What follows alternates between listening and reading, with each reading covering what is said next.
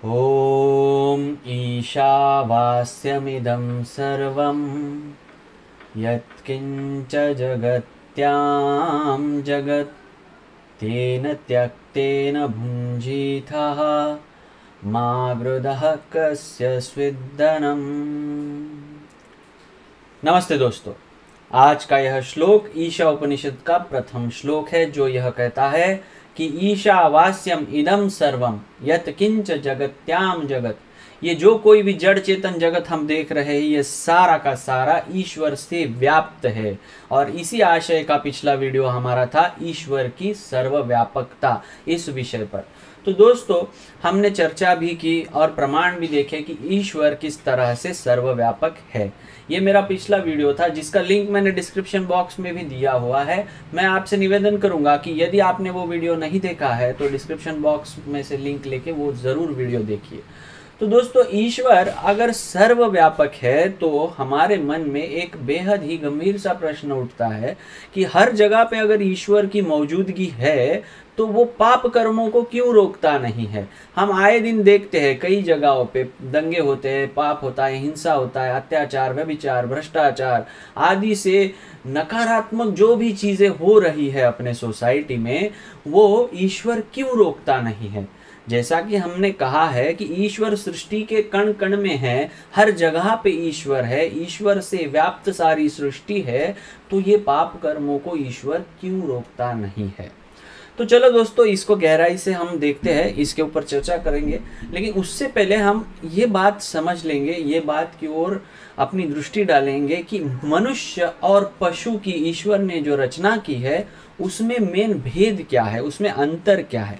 तो जैसा कि हम अगर देखेंगे दोस्तों, पशुओं को अगर हम ऑब्जर्व करेंगे तो वो एक भोग योनि है, उसमें कर्म की स्वतंत्रता नहीं दी है। यानी ये जो पशु योनि है, ये सोचेगी नहीं कि मैं पाप कर रहा हूँ या पुण्य कर रहा हूँ, मैं धर्म के रास्ते पे चल रहा हूँ या मैं अधर्म कर रहा हूँ। ये सोचे बिना ही उनके कर्म होते रहते हैं। ये पाप पुण्य, ईश्वर क्या है, सृष्टि क्या है, ये सारी चीजों से उन्हें कुछ लेना देना नहीं है, क्योंकि ये जो है ये भोग योनि है। हालांकि अगर हम मनुष्य को देखेंगे तो मनुष्य कर्म में स्वतंत्र है और वो एक कर्म योनि है। पशु योनि जो है वो भोग योनि है, जिसमें कर्म का स्वातंत्र्य नहीं है। अगर आप देखोगे तो हमारा हिंदुस्तान का हाथी, श्रीलंका का हाथी, पाकिस्तान का हाथी, तीनों भी हाथी को अगर देखोगे तो वो घास ही खाएगा, वो भूखा मर जाएगा लेकिन मांस नहीं खाएगा। सिमिलर वे में अगर शेर देखेंगे, भूखा मर जाएगा लेकिन घास नहीं खाएगा, मांस ही खाएगा। तो दोस्तों, इस तरह से ईश्वर ने उन्हें भेजते समय ही उनके शरीर की रचना इस तरह से करके भेजी है कि उन्हें सोचना नहीं है। इनहेरेंट क्वालिटीज उनमें भगवान ने डाल के दी है और उनमें कर्म का स्वातंत्र नहीं है। ये भोग योनि है, इन्हें सिर्फ भोग भोगना है। अपने पिछले कर्मों के, पिछले जन्मों के जो जन्म जन्मांतरों के कर्म है, उन कर्मों के, बुरे कर्मों अच्छे कर्मों के फल भोगने के लिए ही वो इस योनि में आते हैं। और मनुष्य योनि एक ऐसी योनि है जिसमें उसे कर्म की स्वतंत्रता है और अच्छे कर्म करके अपने संचित में अच्छे कर्मों की, वो अपने संचित की जो बैंक रहती है कर्मों की, उसमें अच्छे कर्मों का वो प्रमाण बढ़ा सकता है इस मनुष्य योनि में रह के।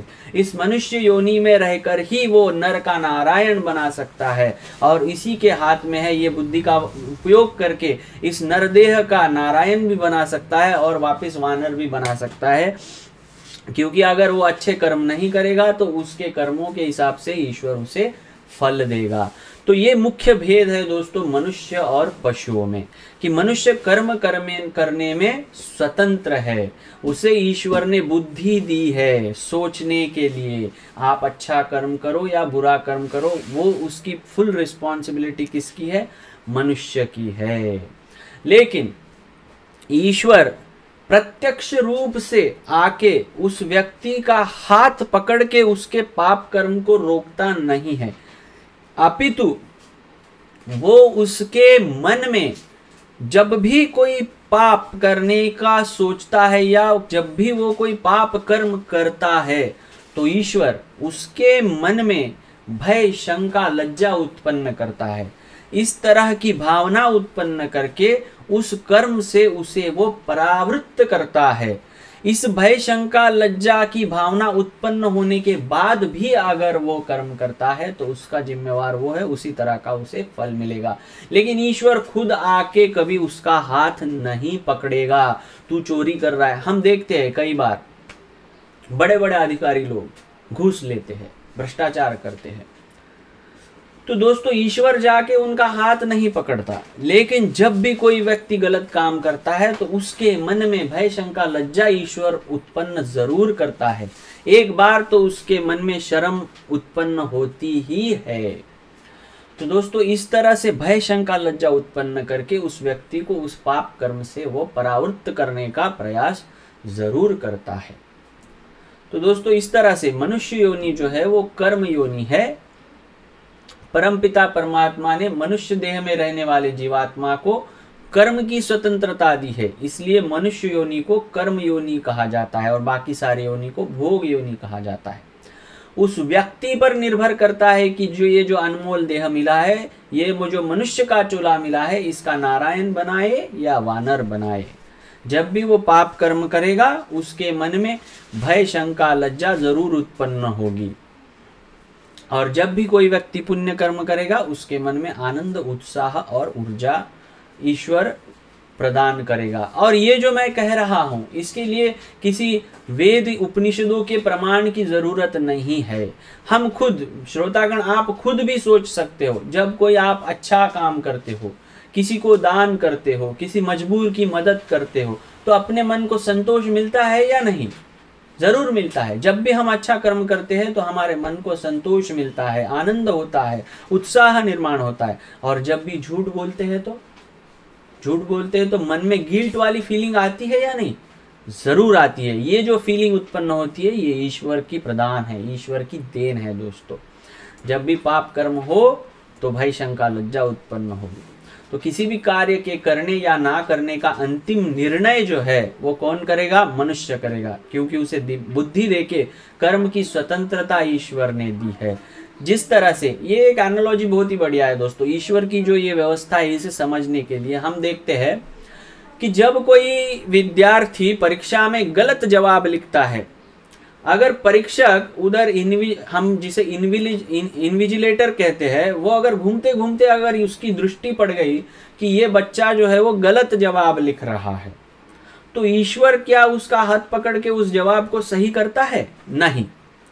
जो भी उसे पढ़ाना था परीक्षा के पहले उसे पढ़ा दिया गया है। अभी तेरी परीक्षा की घड़ी है, तू सही लिख गलत लिख कुछ भी लिख, उसका तुझे रिजल्ट मिलेगा। इस एग्जाम के पेपर में इन्विजिलेटर करेक्शन नहीं करेगा। इसी तरह से वेद ज्ञान धर्म ज्ञान ईश्वर ने सृष्टि के आरंभ में ही मनुष्य को दिया है।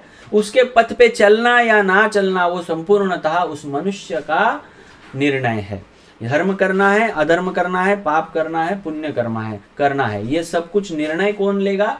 मनुष्य लेगा। तो इसी तरह से दोस्तों ईश्वर जो है पाप कर्मों को प्रत्यक्ष रूप से रोकता भी नहीं है, तो भी वो पापकर्ता के मन में भय शंका लज्जा उत्पन्न करके उसे परावृत्त जरूर करता है। तो दोस्तों आज की चर्चा का हम सार देखेंगे।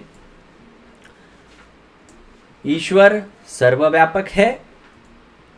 मनुष्य योनि एक कर्म योनि है, बाकी सारे जीव जंतु कीट पतंग आदि भोग योनि है। क्योंकि मनुष्य योनि एक कर्म योनि है, ईश्वर ने मनुष्य को कर्म का स्वातंत्र्य दिया है। ईश्वर प्रत्यक्ष रूप से पाप कर्म को रोकता नहीं है, किंतु पाप कर्म करने वाले मन में भय शंका लज्जा उत्पन्न करके उसे परावृत्त जरूर करता है। इसी तरह से यदि कोई शुभ कर्म करता है तो उसके मन में आनंद और उत्साह उत्पन्न करके कर्ता को प्रोत्साहित करता है। तो दोस्तों ये चर्चा थी ईश्वर पाप कर्मों को प्रत्यक्ष रूप से क्यों रोकता नहीं है इस विषय पर। दोस्तों आपने इस वीडियो को देखा, इसके लिए मैं आपका आभारी हूँ। मेरे सभी धर्म प्रेमी सज्जनों से निवेदन है इसको ज़रूर आप धर्म प्रेमी लोगों तक शेयर करिए और धर्म का ज्ञान बढ़ाइए। धन्यवाद दोस्तों।